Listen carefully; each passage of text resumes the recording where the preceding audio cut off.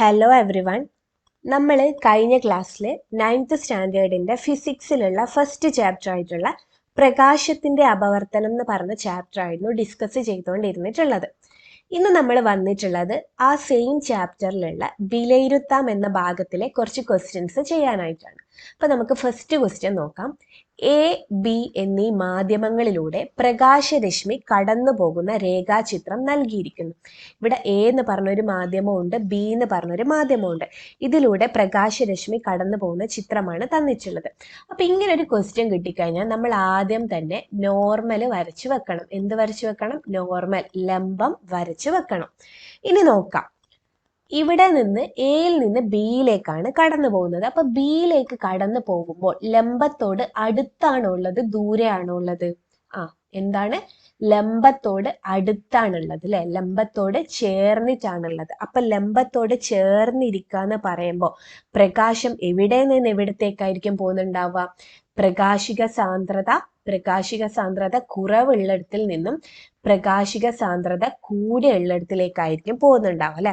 പ്രകാശിക സാന്ദ്രത കുറവുള്ളിടത്തിൽ നിന്നും പ്രകാശിക സാന്ദ്രത കൂടിയുള്ളിടത്തിലേക്കായിരിക്കും പോകുന്നത്. അപ്പൊ പ്രകാശിക സാന്ദ്രത കൂടുക എന്ന് വെച്ച് കഴിഞ്ഞാൽ വേഗം എന്തായിരിക്കും? വേഗം കുറവായിരിക്കും അല്ലെ. അപ്പൊ ഏത് മാധ്യമത്തിലൂടെ ആയിരിക്കും കുറഞ്ഞ വേഗത്തിൽ പോകുന്നത്? ബി എന്ന മാധ്യമത്തിലൂടെ ആയിരിക്കും. ഇവയിൽ പ്രകാശിക സാന്ദ്രത കൂടിയ മാധ്യമം ഏതായിരിക്കും? ഉത്തരം സാധൂകരിക്കുക. ഇവയിൽ പ്രകാശിക സാന്ദ്രത കൂടിയ മാധ്യമം ഏതാണ്? നമ്മൾ ഇപ്പൊ പറഞ്ഞു അല്ലെ, ഏതാണ്? മാധ്യമം ബി ആണ് അല്ലെ. മാധ്യമം ബി ആണ് പ്രകാശിക സാന്ദ്രത കൂടിയ മാധ്യമം. എന്താ ഉത്തരം സാധൂകരിക്കുക? എങ്ങനെയാണ്? ഇവിടെ എങ്ങനെയാണ്? അപവർത്തന രശ്മി ലംബത്തോട് അടുത്താണ് അല്ലെ, ലംബത്തോട് അടുക്കുന്നുണ്ട്. അപ്പൊ ബി എന്ന മാധ്യമത്തിൽ എന്ത് കുറവായിരിക്കും? വേഗത കുറവായിരിക്കും. പക്ഷെങ്കിൽ പ്രകാശിക സാന്ദ്രത എന്തായിരിക്കും? കൂടുതൽ ആയിരിക്കും. ഇത് ക്ലിയർ ആയില്ലേ? ഒന്നാമത്തെ ക്വസ്റ്റ്യൻ. ഇനി രണ്ടാമത്തെ നോക്കാം. താഴെ കൊടുത്തിരിക്കുന്ന ചിത്രം പൂർത്തിയാക്കുക. പതനകോൺ, അപവർത്തന കോൺ ഇവ അടയാളപ്പെടുത്തുക. ഇവിടെ ഒരു ചിത്രം കൊടുത്തിട്ടുണ്ട് അല്ലെ. ഈ ഒരു ചിത്രം കൊടുത്തിട്ടുണ്ട്. എവിടെ നിന്ന് എവിടത്തേക്കാ പോകുന്നത്? ജലത്തിൽ നിന്നും ഗ്ലാസ്സിലേക്ക് അല്ലെ. ജലത്തിനാണോ അല്ലെ ഗ്ലാസ്സിലാണോ പ്രകാശിക സാന്ദ്രത കൂടുതൽ? ഏതിനാണ് പ്രകാശിക സാന്ദ്രത കൂടുതൽ? ഗ്ലാസ്സിനാണ് പ്രകാശിക സാന്ദ്രത കൂടുതൽ. അപ്പോൾ കുറഞ്ഞ പ്രകാശിക സാന്ദ്രതയിൽ നിന്നും കൂടിയ പ്രകാശിക സാന്ദ്രതയിലേക്ക് പോകുമ്പോൾ, കുറഞ്ഞ പ്രകാശിക സാന്ദ്രതയിൽ നിന്നും കൂടിയ പ്രകാശിക സാന്ദ്രതയിലേക്ക് പോകുമ്പോൾ എന്തായിരിക്കും? ലംബത്തോട് അടുത്തായിരിക്കും ഉണ്ടാവുക അല്ലെ. ലംബത്തോട് അടുത്തായിരിക്കും ഉണ്ടാവുക. ക്ലിയർ അല്ലേ? ഇനി മൂന്നാമത്തെ ക്വസ്റ്റ്യൻ നോക്കാം. Third question. പ്രകാശം മാധ്യമം എക്സിൽ നിന്ന് മാധ്യമം വൈയിലേക്ക് കടന്നു പോകുന്നു. ഇവിടെ പതന കോണിനേക്കാൾ കൂടുതലാണ് അപവർത്തന കോണ്. അത് നമുക്കൊന്ന് ജസ്റ്റ് വരച്ചു നോക്കാം അല്ലെ. പ്രകാശം എക്സ് എന്ന് പറയുന്ന മാധ്യമത്തിൽ നിന്നും വൈ എന്ന് പറയുന്ന മാധ്യമത്തിലേക്കാണ് കടന്നു പോകുന്നത്. പിന്നെ എന്താ പറഞ്ഞിട്ടുള്ളത്? ഇവിടെ പതന കോണിനേക്കാൾ കൂടുതലാണ് അപവർത്തന കോണ്. പതന കോണിനേക്കാൾ കൂടുതലാണ് അപവർത്തന കോണ്. അപ്പൊ ഇങ്ങനെയല്ലേ വരിക? പതന കോണിനേക്കാൾ കൂടുതൽ, പതന കോൺ ഇതാണ്, അപവർത്തന കോണ് ഇതാണ്. പതന കോണിനേക്കാൾ കൂടുതലാണ് എന്ത്? അപവർത്തന കോണ്. അങ്ങനെയാണെങ്കിൽ അപവർത്തനാങ്കം എക്സ് വൈ ഇവയിൽ ഏതു മാധ്യമത്തിലായിരിക്കും പ്രകാശത്തിന് വേഗം കൂടുതൽ? എക്സിലാണോ വേഗം കൂടുതൽ അല്ലെങ്കിൽ വൈയിലാണോ വേഗം കൂടുതൽ? ഏതിലായിരിക്കും വേഗം കൂടുതൽ ഉണ്ടാവുക? വൈയിലായിരിക്കും വേഗം കൂടുതൽ ഉണ്ടാവുക അല്ലെ. കാരണം എന്താ? ലംബം, ഇത് ലംബമാണ് അല്ലെ. ലംബത്തിൽ നിന്ന് അകന്നിട്ടാണ് വൈ എന്ന മാധ്യമത്തിൽ നിന്ന് പ്രകാശിക സാന്ദ്രത കുറവുമായിരിക്കും അല്ലെ. ഇവിടെ ലംബത്തോട് അകന്നിട്ടുമാണ്. പിന്നെ എന്താ? വൈ എന്ന മാധ്യമത്തിന് പ്രകാശിക സാന്ദ്രത കുറവുമായിരിക്കും. അപ്പോൾ വൈ എന്ന മാധ്യമത്തിലായിരിക്കും എന്ത് കൂടുതൽ? പ്രകാശത്തിന്റെ വേഗം കൂടുതൽ അല്ലെ. ക്ലിയർ ആയില്ലേ? നെക്സ്റ്റ്, അപവർത്തനാങ്കം കൂടിയ മാധ്യമം ഏതായിരിക്കും? അപവർത്തനാങ്കം കൂടിയ മാധ്യമം ഏതായിരിക്കും? കൂടിയതിൽ നിന്നും കുറഞ്ഞതിലേക്ക് വരുമ്പോ അല്ലേ ലംബത്തിൽ നിന്നും ദൂരെ പോവുക. അപ്പൊ അപവർത്തനാങ്കം കൂടിയ മാധ്യമം ഏതായിരിക്കും? എക്സ് ആയിരിക്കും അല്ലെ? ഏതായിരിക്കും? എക്സ് ആണ് അപവർത്തനാങ്കം കൂടിയ മാധ്യമം. ഏതിലായിരുന്നു പ്രകാശ വേഗം കൂടുതൽ? വൈയിലാണ് പ്രകാശ വേഗം കൂടുതൽ. അപവർത്തനാങ്കം കൂടിയ മാധ്യമം ഏതാ? എക്സ് ആണ്. പ്രകാശപാത ചിത്രീകരിക്കുക. പ്രകാശപാത ചിത്രീകരിക്കുക എന്ന് പറഞ്ഞു കഴിഞ്ഞാൽ എന്താ? നമ്മൾ ഈ വരച്ച സെയിം സാധനം തന്നെ ഒന്നും കൂടി വൃത്തിയിൽ വരക്കാം. എക്സ് എന്ന് പറയുന്ന മാധ്യമമുണ്ട്, വൈ എന്ന് പറയുന്ന മാധ്യമമുണ്ട്. വന്ന് ഇടിച്ച് അല്ലെ, പതന രശ്മി വന്ന് ഇടിച്ച്. ഇവിടെ എന്തുണ്ടാവും? ഒരു ലംബ ഉണ്ടാവും അല്ലെ, ലംബ ഉണ്ടാവും. വന്നിടിക്കുന്ന രശ്മിനെ വിളിക്കുന്നത് പതന രശ്മി എന്നാണ്. ഇവിടെ ഉണ്ടാവുന്ന ഒരു കോൺ ഉണ്ടല്ലോ, ആ കോണിനെ വിളിക്കുക പതന കോണ് എന്നാണ്. പതന കോണ്. ഇനി എന്താ പറഞ്ഞിട്ടുള്ളത്? വൈന്ന് പ്രതിപതന കോൺ എന്താ? അകന്നിട്ടായിരുന്നു അല്ലെ, അകന്നിട്ടായിരുന്നു. ഇതെന്താണ്? പ്രതിപതന കോണും ആണ്. അപ്പൊ ഈ ഒരു ചിത്രം അങ്ങ് വരച്ച് വെച്ചാല് മതി. അപ്പൊ തേർഡ് ക്വസ്റ്റ്യൻ ക്ലിയർ ആയെന്ന് വിചാരിക്കുന്നു. ഇനി നമുക്ക് ഫോർത്ത് ക്വസ്റ്റ്യൻ നോക്കാം. ഫോർത്ത് ക്വസ്റ്റ്യൻ എന്താ? ഫോർത്ത് ക്വസ്റ്റ്യൻ വിവിധ മാധ്യമങ്ങളുടെ അപവർത്തനാങ്കം പട്ടികയിൽ കൊടുത്തിരിക്കുന്നു. അതായത് ഇവിടെ കുറെ മാധ്യമങ്ങളുണ്ട്, ഇങ്ങനെ പട്ടികയായിട്ട് കൊടുത്തിട്ടുണ്ട്. ഇപ്പറ എന്താ കൊടുത്തിട്ടുള്ളത്? അപവർത്തനാങ്കവുമാണ് കൊടുത്തിട്ടുള്ളത്. പ്രകാശം ഏതു മാധ്യമത്തിലൂടെയാണ് ഏറ്റവും കൂടിയ വേഗത്തിൽ സഞ്ചരിക്കുന്നതെന്ന് കണ്ടെത്തുക. എന്താണ്? പ്രകാശം ഏറ്റവും, അതായത് ഏറ്റവും കൂടിയ വേഗത്തിൽ സഞ്ചരിക്കുക ഇതിൽ ഏതിലൂടെയാണ് എന്നാണ് ചോദിച്ചിട്ടുള്ളത്. ഏതിലൂടെ ആയിരിക്കും? ജലത്തിലൂടെ ആയിരിക്കും അല്ലെ? ഏതിലൂടെ ആയിരിക്കും? ജലത്തിലൂടെ ആയിരിക്കും. കാരണം എന്താ? ഇവിടെ അപവർത്തനാങ്കം കുറവാണ് അല്ലെ, അപവർത്തനാങ്കം കുറവാണ്. ഈ തന്നവയില് ഏറ്റവും കുറവ് അപവർത്തനാങ്കം ആർക്കാണുള്ളത്? ജലത്തിനാണുള്ളത്. അപ്പൊ എന്താണ്? ഇവിടെ പ്രകാശിക സാന്ദ്രതയും കുറവായിരിക്കും അല്ലെ, പ്രകാശിക സാന്ദ്രത കുറവുമായിരിക്കും. പിന്നെ എന്താ? പ്രകാശ വേഗം കൂടുതലുമായിരിക്കും അല്ലെ. അപ്പൊ ആൻസർ ഏതാണ്? ജലം. ബി ക്വസ്റ്റ്യൻ നോക്കാം. ഗ്ലിസറിനിൽ നിന്ന് സൺഫ്ലവർ ഓയിലിലേക്ക് ചരിഞ്ഞു പതിക്കുന്ന പ്രകാശരശ്മിയുടെ ദിശയ്ക്ക് വ്യതിയാനം സംഭവിക്കുമോ? കാരണം വിശദീകരിക്കുക. ഇവിടുന്ന് ഗ്ലിസറിനിൽ നിന്ന് സൺഫ്ലവർ ഓയിൽ, ഗ്ലിസറിന്റെ അപവർത്തനാങ്കം എത്രയാ? 1.47.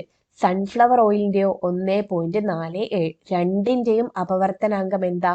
സെയിം ആണ് അല്ലെ, ഒരേതാണ്, ഒരേപോലെയാണ് ഇവരുടെ അപവർത്തനാങ്കം വന്നിട്ടുള്ളത്. തുല്യമാണ് അല്ലെ. രണ്ടിന്റെയും അപവർത്തനാങ്കം തുല്യമാണെങ്കിൽ, രണ്ടിന്റെയും അപവർത്തനാങ്കം തുല്യമാണെങ്കിൽ അവിടെ ദിശാവ്യതിയാനം സംഭവിക്കുമോ? ഇല്ല. ഒരേ മാധ്യമം പോലെയല്ലേ ഇത് ഉണ്ടാവുക അല്ലെ, ഒരേ മാധ്യമം പോലെയാണ് ഉണ്ടാവുക. അപ്പൊ ഇവിടെ ചെരിഞ്ഞു പതിച്ചു കഴിഞ്ഞാലും എങ്ങനെ പതിച്ചു കഴിഞ്ഞാലും ഇവിടെ അപവർത്തനം സംഭവിക്കില്ല. ഗ്ലാസിൽ നിന്ന് പട്ടികയിൽ സൂചിപ്പിച്ച ഓരോ മാധ്യമത്തിലേക്കും പ്രകാശം കടത്തിവിടുന്നു. 30 ഡിഗ്രി പതന കോണിലാണ് പ്രകാശം പതിപ്പിക്കുന്നതെങ്കിൽ ഏതു മാധ്യമത്തിലായിരിക്കും അപവർത്തന കോണ് ഏറ്റവും കൂടുതൽ? എന്തുകൊണ്ട്? ഏതിലായിരിക്കും അപവർത്തന കോണ് ഏറ്റവും കൂടുതൽ എന്നാണ് ചോദിച്ചിട്ടുള്ളത്. ഏതിലായിരിക്കും? ജലത്തിൽ ആയിരിക്കും അല്ലെ, ജലത്തിൽ. കാരണം എന്താ? ഇവയിൽ പ്രകാശിക സാന്ദ്രത ഏറ്റവും കുറവ്. ഈ കൂട്ടത്തിൽ വെച്ച് ഏറ്റവും കുറവ് പ്രകാശിക സാന്ദ്രത ആർക്കാണുള്ളത്? ജലത്തിന് ആണ് ഉള്ളത്. അപ്പോൾ ഗ്ലാസിൽ നിന്ന് സൂചിപ്പിച്ച ഓരോ മാധ്യമത്തിലേക്കും പ്രകാശം കടത്തിവിടുന്നു. 30 ഡിഗ്രി പതന കോണിലാണ് പ്രകാശം പതിപ്പിക്കുന്നതെങ്കിൽ ഏത് മാധ്യമത്തിലായിരിക്കും അപവർത്തന കോണ് ഏറ്റവും കൂടുതൽ? ഏതിലായിരിക്കും? ഏതിലായിരിക്കും ഉണ്ടാവുക? ഗ്ലാസിൽ നിന്ന് ഏതിലേക്ക് പതിപ്പിച്ചു കഴിഞ്ഞാലും ഗ്ലാസിനേക്കാളും ഏറ്റവും കുറവ് എവിടെ? ഗ്ലാസിനേക്കാൾ ഏറ്റവും കുറവ് ആർക്കാണുള്ളത്? ജലത്തിനാണുള്ളത്. അപ്പൊ ഏറ്റവും കൂടുതൽ അപവർത്തന കോൺ ആർക്കായിരിക്കും? ജലത്തിന് ആയിരിക്കും. ജലത്തിന് ആയിരിക്കും. ഇനി അഞ്ചാമത്തെ ക്വസ്റ്റ്യൻ നോക്കാം. ചിത്രം നിരീക്ഷിക്കുക. രണ്ട് വ്യത്യസ്ത മാധ്യമങ്ങളിൽ പ്രകാശരശ്മി പതിക്കുന്നത് ചിത്രീകരിച്ചിരിക്കുന്നു. രണ്ട് മാധ്യമം തന്നിട്ടുണ്ട്.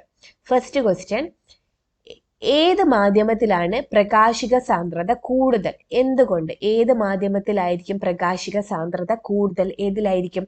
വായുവിൽ നിന്ന് മാധ്യമം ഒന്നിലേക്ക് വരുമ്പോൾ എന്താണ്?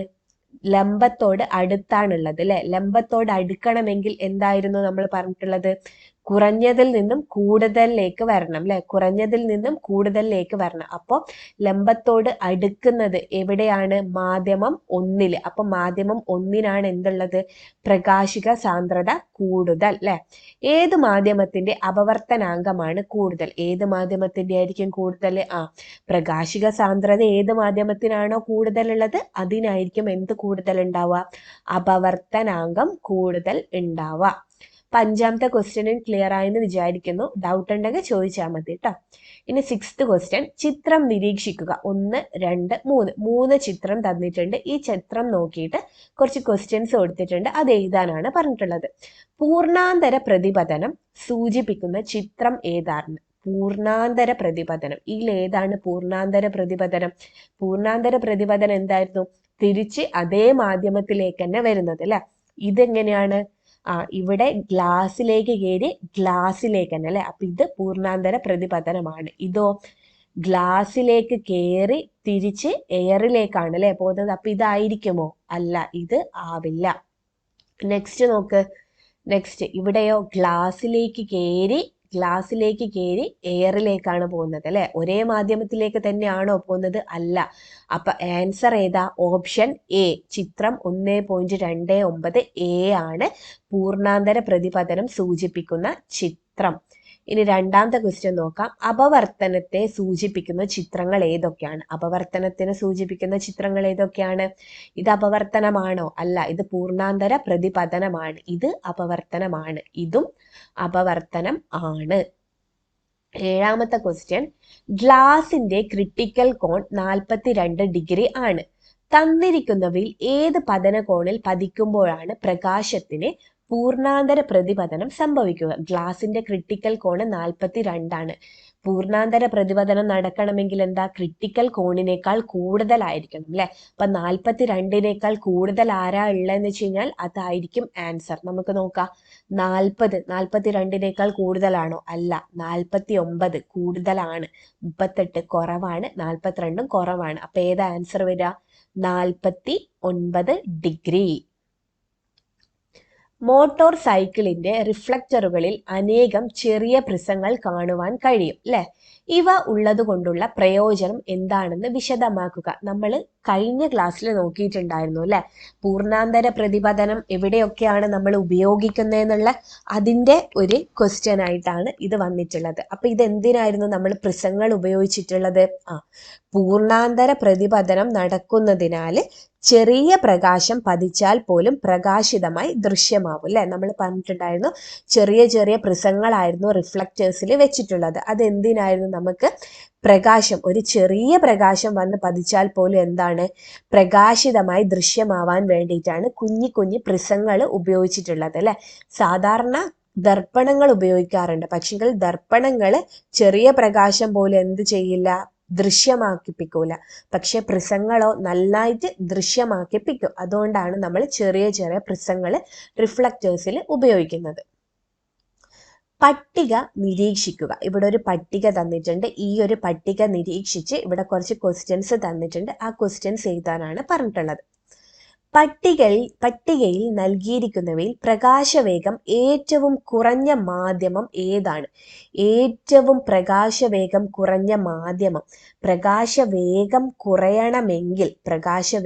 കുറയണമെങ്കിൽ തടസ്സം കൂടണം അല്ലെ. തടസ്സം കൂടാന്ന് വെച്ച് കഴിഞ്ഞാൽ എന്താ? അപവർത്തനാങ്കം കൂടുന്നതാണ് അല്ലെ. ഇവിടെ ഏറ്റവും കൂടുതൽ ആർക്കാണുള്ളത്? വജ്രത്തിനാണുള്ളത് അല്ലെ. 2.42 2.42 അല്ലെ. അപവർത്തനാങ്കം കൂടിക്കഴിഞ്ഞാൽ പ്രകാശവേഗം കുറയും അല്ലെ. പ്രകാശവേഗം കുറയും. വായുവിലൂടെയുള്ള പ്രകാശത്തിന്റെ വേഗം 3×10⁸ മീറ്റർ/സെക്കൻഡ് ആണ്. മണ്ണെണ്ണയിലൂടെയുള്ള പ്രകാശവേഗം എത്രയായിരിക്കും? മണ്ണെണ്ണയിലൂടെയുള്ള പ്രകാശവേഗം എത്രയായിരിക്കും എന്നാണ് ചോദിച്ചിട്ടുള്ളത്. മണ്ണെണ്ണ ഏതാ? ഇത് മണ്ണെണ്ണയിലൂടെയുള്ള പ്രകാശവേഗം. അപ്പൊ എന്താ കാണേണ്ടത്? V ആണ് അല്ലെ. കാണേണ്ടത് C എന്താണ്? C = 3×10⁸ മീറ്റർ/സെക്കൻഡ് ആണ്. ഇനി എന്താണ്? V കാണേണ്ടത്. V എങ്ങനെയാ കാണാ? N = C/V ആണ്. V കാണാൻ എന്ത് ചെയ്യും? V = C/N ആണ്. ഇനി നമുക്ക് ഈ ഇക്വേഷനിൽ സബ്സ്റ്റിറ്റ്യൂട്ട് ചെയ്ത് കൊടുക്കാം. അപ്പൊ V ഈസ് ഈക്വൽ ടു സിന്റെ വില എത്രയാ 3 × 10⁸ 10⁸ metre per second divided by N. എന്നിന്റെ വില എന്തെന്നാ മണ്ണെണ്ണയുടെ അപവർത്തനാങ്കം എത്രയാ 1.44 അല്ലെ 1.44. അപ്പൊ ഇത് ചെയ്ത് കഴിഞ്ഞാൽ നമുക്ക് കിട്ടുന്ന ആൻസർ ആണ് 2.08 × 10⁸ മീറ്റർ പെർ സെക്കൻഡ്. ഇത് ചെയ്ത് നോക്കണേ കേട്ടോ. 3നെ 1.44 കൊണ്ട് ഡിവൈഡ് ചെയ്ത് നോക്കണം. എന്നിട്ട് ഈ ആൻസർ തന്നെ കിട്ടുന്നുണ്ടോന്ന് നോക്കണം കേട്ടോ. അപ്പാട് ആൻസർ എഴുതി വെക്കരുത്, ചെയ്ത് നോക്കിയിട്ട് വേണം ആൻസർ എഴുതാൻ. ഇത് സിമ്പിൾ അല്ലേ. ഇത് നമ്മൾ കഴിഞ്ഞ ക്ലാസ്സിലൊക്കെ മുന്നത്തെ ക്ലാസ്സിലൊക്കെ ചെയ്തതാണ് അല്ലെ. മണ്ണെണ്ണേന്റെ അല്ല, നമ്മൾ പ്രകാശം വേഗം ഒക്കെ കാണുന്നത് നമ്മൾ കഴിഞ്ഞ ക്ലാസ്സിലൊക്കെ കണ്ടതാണ്. അപ്പോൾ ഇനി നമുക്ക് നെക്സ്റ്റ് ക്വസ്റ്റ്യൻ നോക്കാം. വായുവിൽ നിന്ന് വജ്രത്തിലേക്ക് പ്രകാശരശ്മി ചരിഞ്ഞു പതിക്കുമ്പോൾ അപവർത്തന രശ്മി ലംബത്തോട് അടുക്കുമോ അതോ അകലുമോ? ഉത്തരം സാധൂകരിക്കുക. വായുവിൽ നിന്ന് വജ്രത്തിലേക്ക് കേട്ടോ. വായുവിൽ നിന്ന് വജ്രത്തിലേക്ക്. വായുവിന്റെ അപവർത്തനാങ്കം എത്രയാ 1.0003. വജ്രത്തിന്റെയോ 2.42 അല്ലെ. കുറഞ്ഞതിൽ നിന്നും കൂടുതലിലേക്കാണ് അല്ലെ. കുറഞ്ഞതിൽ നിന്നും കൂടുതലിലേക്ക്. അപ്പൊ എന്തായിരിക്കും? ലംബത്തോട് അടുക്കുവാണ് ഇവിടെ ചെയ്യുന്നത്. കാരണം എന്താ? വജ്രത്തിന് പ്രകാശിക സാന്ദ്രത കൂടുതലാണ് അല്ലെ. വജ്രത്തിന് പ്രകാശിക സാന്ദ്രത കൂടുതലാണ്. പ്രകാശിക സാന്ദ്രത കുറഞ്ഞ മാധ്യമത്തിൽ നിന്നും കൂടിയതിലേക്ക് കടക്കുമ്പോൾ എന്നാ സംഭവിക്കുന്നത്? അടുക്കും അല്ലെ. അടുക്കും. ഇനി ലാസ്റ്റ് 10ാമത്തെ ക്വസ്റ്റ്യൻ നോക്കാം. ABCD എന്നീ മാധ്യമങ്ങളിലൂടെ കടന്നു പോകുന്ന പ്രകാശരശ്മിയുടെ പാത നൽകിയിരിക്കുന്നു. ശരിയായവ തിരഞ്ഞെടുക്കുക. മാധ്യമങ്ങളുടെ പ്രകാശിക സാന്ദ്രത ഏറ്റവും കൂടുതൽ ആർക്കാണ്? പ്രകാശിക സാന്ദ്രത ഏറ്റവും കൂടുതൽ ആർക്കാണ്? Dനാണ്. പിന്നെ Cനാണ്. പിന്നെ Bനാണ്. Aനാണ്. ഏറ്റവും കൂടുതൽ പ്രകാശിക സാന്ദ്രത Dനാണ്. അപ്പൊ ഈ ചിത്രം നോക്കിയിട്ട് ഏതൊക്കെയാണ് ശരിയായവന്ന് കണ്ടെത്താനാണ് പറഞ്ഞിട്ടുള്ളത്. ഇവിടെ നോക്കാം. ഇവിടെ എങ്ങനെയാ? കുറഞ്ഞതിൽ നിന്നും കൂടിയതിലേക്ക് അല്ലെ. കുറഞ്ഞതിൽ നിന്നും കൂടിയതിലേക്ക്. Aന് കുറവല്ലേ? Aനാണ് ഏറ്റവും കുറവ് അല്ലെ. പിന്നെ Bന്, പിന്നെ Cന്, Dനാണ് ഏറ്റവും കൂടുതൽ അല്ലെ. കുറഞ്ഞതിൽ നിന്നും കൂടുതലിലേക്ക് വരുമ്പോ എന്താണ്? കുറഞ്ഞതിൽ നിന്നും കൂടുതലിലേക്കാണെങ്കിൽ എന്ത് ചെയ്യണം? അടുക്കണം അല്ലെ. അടുക്കണം. ഇവിടെ അടുക്കുവാണോ ചെയ്തത്? അല്ല, ദൂരോട്ടാ പോയത്. അപ്പോ ഇത് അല്ല. ഇനി ഇത് നോക്കാം. ഇവിടെ എന്താ? കുറഞ്ഞതിൽ നിന്നും കൂടിയതിലേക്ക്. അപ്പൊ എന്താ സംഭവിച്ചത്? ലംബത്തോട് അടുത്തിട്ടുണ്ട് അല്ലെ. ഇനി പിന്നെയോ? ഇവിടെയോ? പിന്നെയും കുറഞ്ഞതിൽ നിന്ന് കൂടിയതിലേക്ക്. അവിടെ എന്ത് ചെയ്തിട്ടുണ്ട്? അടുത്തിട്ടുണ്ട് അല്ലെ. ലംബത്തോട് അടുത്തടുത്ത് വരുന്നുണ്ട് അല്ലെ. എന്താ? ലംബത്തോട് അടുത്തടുത്താണ് വരുന്നത്. അപ്പൊ ഓപ്ഷൻ ബി ശരിയാണ്. ഇനി ഓപ്ഷൻ സി നോക്കാം. ഓപ്ഷൻ സിയോ? കൂടിയതിൽ നിന്നും കുറഞ്ഞതിലേക്ക്. കൂടിയതിൽ നിന്നും കുറഞ്ഞതിലേക്ക് ദൂരോട്ട് പോയിട്ടുണ്ട്. ഓക്കെ. പിന്നെയോ? കുറഞ്ഞതിൽ നിന്നും കൂടിയതിലേക്ക്. കുറഞ്ഞതിൽ നിന്നും കൂടിയതിലേക്ക് എന്ത് ചെയ്തിട്ടുണ്ട്? അടുത്ത് വന്നിട്ടുണ്ട്. ഇനി ഡിയിലോ? ഡിയിൽ എന്താ സംഭവിച്ചിട്ടുള്ളത്? ഡിയിൽ കൂടിയതിൽ നിന്നും കുറഞ്ഞതിലേക്ക്. കൂടിയതിൽ നിന്നും കുറഞ്ഞതിലേക്ക്. അപ്പൊ ഇതും പറ്റില്ല അല്ലെ. ഇതും പറ്റില്ല. ഇനി ഓപ്ഷൻ ഡി നോക്ക്. ഓപ്ഷൻ ഡി എന്താ? കുറഞ്ഞതിൽ നിന്നും കൂടിയതിലേക്ക് അടുത്തിട്ടുണ്ട് അല്ലെ. അടുത്തിട്ടുണ്ട്. ഇവിടെയോ എങ്ങനെയാ വന്നിട്ടുള്ളത്? അടുത്തടുത്ത് വരുന്നുണ്ട് അല്ലെ. അപ്പൊ ഇതും ശരിയാണ്. ഇനി അടുത്ത നോക്ക്. ഇതെങ്ങനെയാണുള്ളത്? കൂടിയതിൽ നിന്നും കുറഞ്ഞതിലേക്ക് അല്ലെ. പിന്നെയോ? കുറഞ്ഞതിൽ നിന്നും കൂടിയതിലേക്ക്. കൂടിയതിൽ നിന്നും കുറഞ്ഞതിലേക്ക്. അപ്പൊ കൂടിയതിൽ നിന്നും കുറഞ്ഞതിലേക്ക് വരുമ്പോ എന്താണ്? ദൂരോട്ട് പോകണം അല്ലെ. ദൂരോട്ടാണ് ഇത് വന്നിട്ടുള്ളത്. അപ്പൊ ഇതും ശരിയാണ് അല്ലെ. ഓപ്ഷൻ ഇയും ശരിയാണ്. ഓപ്ഷൻ ഇയും ശരിയാണ്. അപ്പോ ബി, ഡി, ഇ ആണ് ശരി ഉത്തരം. ക്ലിയർ ആയില്ലേ? ഇനി ക്വസ്റ്റ്യൻ ലാസ്റ്റ് ക്വസ്റ്റ്യൻ ആണ്. 11th question. 11ാമത്തെ ക്വസ്റ്റ്യൻ. മെത്തനോളിലെ പ്രകാശ വേഗത്തേക്കാൾ കുറഞ്ഞ വേഗത്തിലാണ് എത്തനോളിൽ കൂടി പ്രകാശം സഞ്ചരിക്കുന്നത്. ഇവയിൽ അപവർത്തനാങ്കം കുറവ് ഏത് മാധ്യമത്തിന് ആയിരിക്കും? എന്തുകൊണ്ട്? എന്താണ്? മെത്തനോളിലെ പ്രകാശ വേഗത്തേക്കാൾ കുറഞ്ഞ വേഗത്തിലാണ് എത്തനോളിൽ കൂടി പ്രകാശം സഞ്ചരിക്കുന്നത്. എത്തനോളിലുള്ള പ്രകാശ വേഗം എന്താണ്? മെത്തനോളിലെ പ്രകാശ വേഗത്തേക്കാൾ കുറഞ്ഞ വേഗത്തിൽ അല്ലെ എത്തനോളിൽ കൂടി പ്രകാശം സഞ്ചരിക്കുന്നത്. അങ്ങനെയാണെങ്കിൽ ഇവയിൽ അപവർത്തനാങ്കം കുറവ് ഏത് മാധ്യമത്തിനായിരിക്കും എന്നാണ് ചോദിച്ചിട്ടുള്ളത്. ഏതായിരിക്കും? മെത്തനോളിന് അപവർത്തനാങ്കം കുറവായിരിക്കും അല്ലെ, മെത്തനോളിന് അപവർത്തനാങ്കം കുറവായിരിക്കും. അതുകൊണ്ട് എന്താ, പ്രകാശവേഗം കൂടുതൽ ഏതിലായിരിക്കും, മെത്തനോളിൽ ആയിരിക്കും അല്ലെ. മെത്തനോളിന് എന്താ, പ്രകാശവേഗം കൂടുതലായിരിക്കും. അപ്പൊ മെത്തനോളിന് അപവർത്തനാങ്കം എന്താ, കൂടുതലായിരിക്കും. മെത്തനോളിന് അപവർത്തനാങ്കം കൂടുതലായിരിക്കും. അതുകൊണ്ട് പ്രകാശവേഗം എന്തായിരിക്കും, പ്രകാശവേഗം കൂടുതൽ ആയിരിക്കും. അപ്പൊ ഇത്രയുമാണ് നമുക്ക് ഈ ഒരു ചാപ്റ്ററിൽ പഠിക്കാനായിട്ടുള്ളത്. അപ്പൊ എന്താ, ഇനി നമുക്ക് നെക്സ്റ്റ് ക്ലാസ്സിൽ കാണാം. ഇതൊക്കെ നന്നായിട്ട് വൃത്തിയിൽ മനസ്സിലാക്കിയിട്ട് നോട്ടിലൊക്കെ എഴുതി വെക്കാം. നെക്സ്റ്റ് ക്ലാസ്സിൽ കാണാം. Thank you.